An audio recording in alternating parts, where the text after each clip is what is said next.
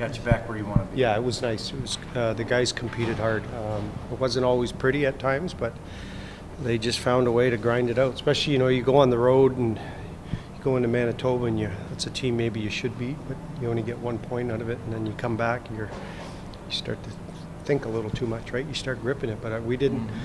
We just went out and played and did our thing. And again, those guys managing themselves is perfect. It's beautiful to watch, and we got the job done. Before we get too far into it, I wanted to look back real quick. I know you weren't the head coach last year, but you were here, obviously. And this is a very similar stretch run to what this program, what this organization went through last year in the last few weeks.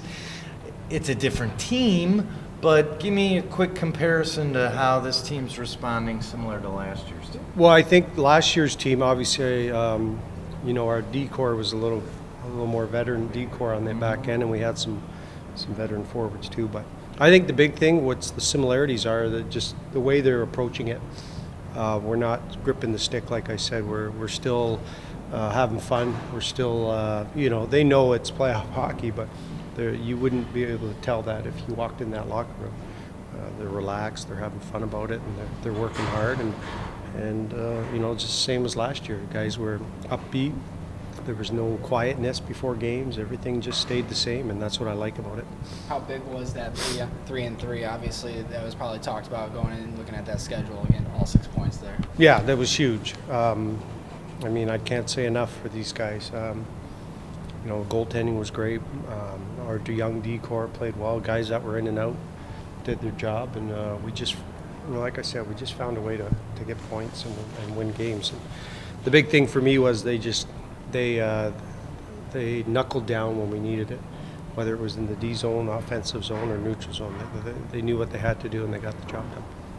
Are you going with 3 goalies the rest of the way? Is that the plan? We might have to start 3 goalies in net. I don't know. These guys are playing too good.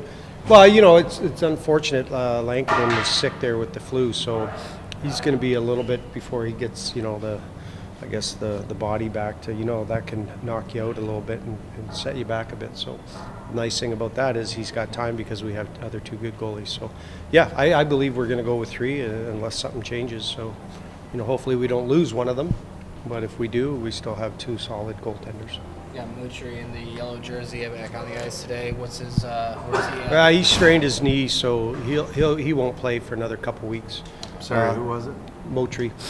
And then Broadhurst, Highmore, and Nielsen should be close. The 2 of them closer than Highmore, but by the end of the month. So, you throw those 2 guys in the mix, and all of a sudden you're pretty solid 4 lines. So we just got to stay in it and keep our heads above water here. How big will it be to have that competition on the, rolling those lines when you have all these new guys coming in as well? Exactly. It helps because sometimes you get a little comfortable when you're a player and you don't see anybody, no threat from behind, and all of a sudden these guys are coming in the lineup. So you better be on your game, or you might have to sit one out.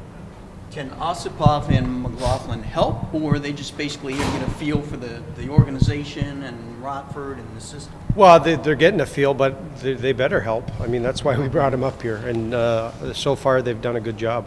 I think McLaughlin, once he gets a little more comfortable, like as you can see Watson's game, he's getting a little more comfortable. Osipov brings a big body, big presence back there. Plays a simple, hard game, and we need them to help or they won't be in the lineup. Back to last year's comparison a little bit, the one thing that you notice different is how it was done. I think last year's backstretch, you guys were scoring 4 or 5 goals a game and ripping goals off everywhere. This year it's getting done a little bit differently, is that right? Yeah, and I think last year too, the clientele was a little different. We had guys that could score and just natural, just could put the puck in the net. Our 4th line was, I look back at it, was Sakura, Hayden, and Martinson, which those guys are probably our 2nd line, maybe even 1st line at times. So there's a difference. But we know the way we have to play, and we have to grind wins out, and that's what we've been doing. We're not going to open up the scoring and win. We're not going to win hockey games 6-5, 7-6, and stuff like that. That's not the way we have to play. We have to keep it close and get into the 3rd period where we can maybe sneak a game out and win in overtime or win a game 2-1 like we have been. Goalie play is always key in a stretch like this when you're just trying to cling to that spot. is it more important for you guys now with the style of play that you're putting on out there? The way we play, our goaltender has to be on. He's got to, he's going to give up one, maybe two. That's it. That's all we're allowing them to do. But if we can keep our goals down like that, 1-2, we have a real good chance of winning hockey games. Our record at home, we've won 10 of 12, I think, at home. I mean, is there an advantage here? Do you sense that now, that the guys have an edge when they're on home? Yeah, I think they feel comfortable here. I mean, you always want to do well at home. It's nice when the building's full, and we got some. It can be a loud building at times. It'll surprise you, but yeah, I think anytime you can play at home, you got to take advantage of it. I don't really look at that, the records and stuff. I just think we should play well every time, whether we're on the road or at home. But if home ice advantage helps us, we'll take advantage of it. We got Chicago tomorrow. What's thoughts on that matchup? Well, it's obviously a big game for us, not as much for them, but that could be a possible, team we play in the first round. So I'm sure they're going to want to send a message to us, but we'll be ready. We'll be ready for them, and I think it'll be a nice, entertaining game.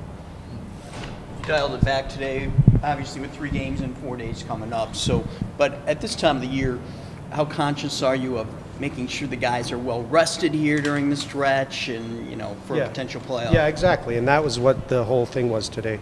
It was just if guys wanted to come in for the optional skate, they're more than welcome to. If not, you do what you have to do. You want to stay at home, spend time with your family and stuff, and that's fine. And it's. I think they've earned it. And this is, like I said, the playoff mode is when you are in the playoffs, you don't have a lot of time for practice.